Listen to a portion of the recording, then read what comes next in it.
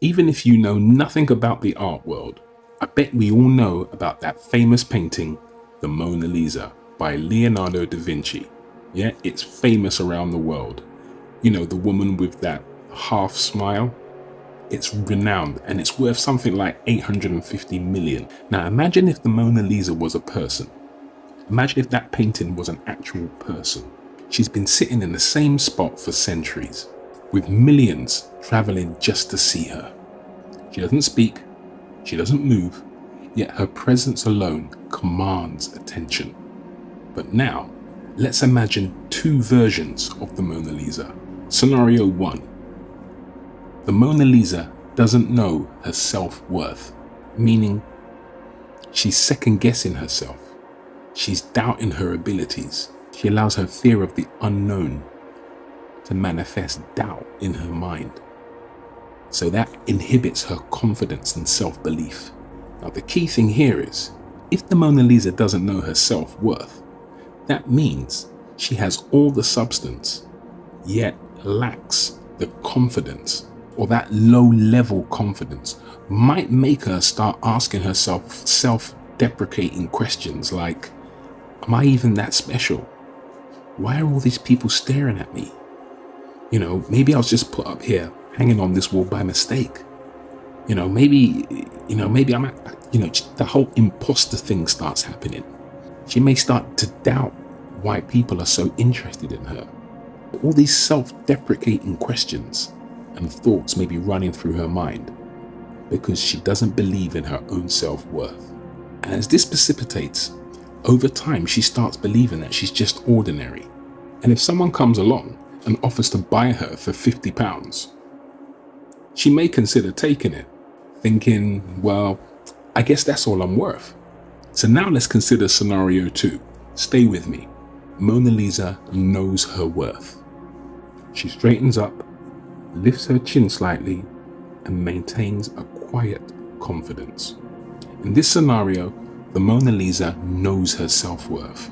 She doesn't need to shout. She doesn't need to prove herself. She just is. She knows she is priceless. So she refuses to be sold for £50. So she doesn't compare herself to the newer, louder, more trendy paintings that are out there. She knows the only person she has to compete with is herself, meaning she understands that true value never fades. And this is where it gets really interesting. The key thing here is people who command high value self-worth. They got that balance of style and substance. They don't have to compete because the only person they're in a race with is themselves. They play the infinite game, meaning for those people, they don't play to win. There's no finish line. Understand that there is no whistle at the end of the game. They love just to kick the ball. They just keep on going. It's like those people who keep dancing when the music stopped, because there is no end game for those types. And that's why their value never fades, because everybody else is playing to the finish line. Everybody else stops when the whistle blows. In this world, there are very few people who actually get it about what true value looks like and what it takes to command value, how to command infinite value. It's those people who will sacrifice sleep just to kick the ball. They live it, they breathe it, they wake up like this. You're born to do it. And nobody can take that away from you. It's almost like having an unbreakable spirit. You can never break the spirit of someone who is highly in tune with themselves and their true value. Forgive me, I digress. The more the Mona Lisa embraces her worth, the more the people closest to her resent her for it. Some of the other paintings in the gallery might scoff and say she's overrated. She thinks too much of herself. She's too egotistical. She thinks she's too nice. Yeah, she thinks she knows it all. Look at her. Who does she think she is? Some people who used to feel comfortable around her no longer feel that way.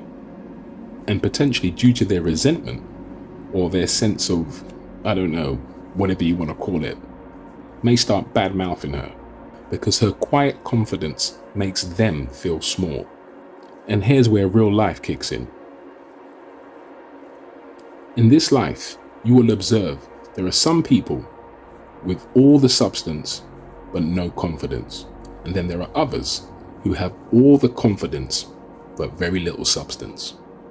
But the thing is, if you're like the real Mona Lisa, meaning someone with substance and quiet confidence, don't be surprised when some people around you feel uncomfortable. And this is not because you're doing anything wrong, not because you need to change, because your presence alone reminds them of everything they are not. And you have no control over that. That is not your fault. You're just being you. However, that can make some people feel very uncomfortable. So let's cut to the chase. The moral of the story is, know your self-worth and don't be afraid to own it. And just let the rest deal with their feelings on their own.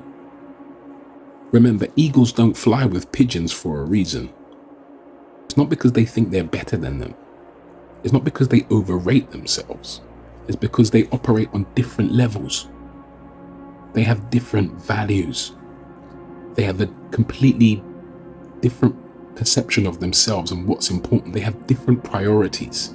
While pigeons flock together in their comfort zone, mediocre, mundane, same old, looking for the easy way out, always a bit too tired, can't be bothered, can't be asked. They just go for the scraps. They're comfortable with aiming low.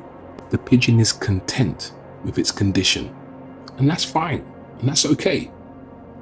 However, the eagle flies way up there, soars way above them. The eagle's calm with embracing their solitude in pursuit of higher heights. They're just looking way beyond, and they're happy to do it on their own. It's all good flying solo. Embrace your inner eagle and don't be afraid to rise above. And there endeth this message. I sincerely hope I don't offend anybody. I hope this resonates. I make this video to inspire, not to ridicule. I look forward to hearing your thoughts in the comments.